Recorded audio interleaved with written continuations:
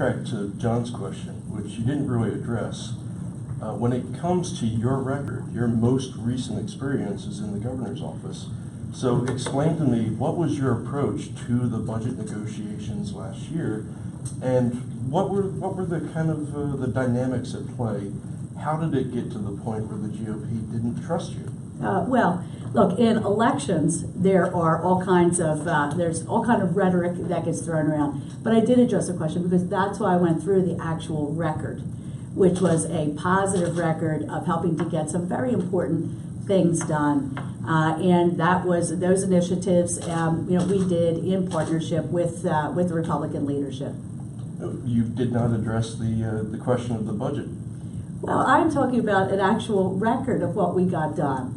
In the heat of the battle, if somebody wants to use some rhetoric, that's fine. Or now in the political campaign season, if people want to talk from a partisan point of view, I think that's all part of what tough, hard-fought political battles are about, sure. But the record is the record, and the record is one of enormous accomplishment across party lines moving the ball forward.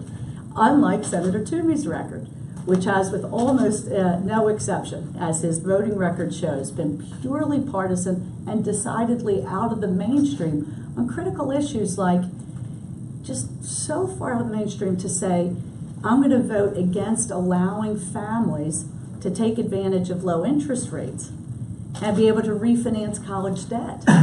So hurtful to families. So out of anything that both Republicans and Democrats can certainly get around, because it's a market idea. Take advantage of low interest rates. And it's a family idea in terms of families are getting crushed with college debt. So my record is clear. It's a record of accomplishment achieved by building partnerships. And the senator's record is equally clear, which is one that is decidedly partisan, out of the mainstream, helping special interests, but really hurting Pennsylvania's families. Now, the budget impasse was particularly disruptive to schools and nonprofits. As Chief of Staff, you were involved in those negotiations. You were a key player. Why do you think the budget impasse happened?